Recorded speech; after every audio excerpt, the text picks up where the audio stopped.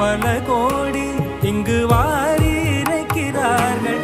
எளிதாக உன்னை சேர இங்கு யாரு நினைக்கிறார்கள்? அலங்காரம் அதில் நீ இல்லை, அகங்கார மனதில் இல்லை. துளி கள்ளம் கபடம் கலந்திடாத அன்பில் இருக்கிறாய். உணர்ந்தேன் உனையே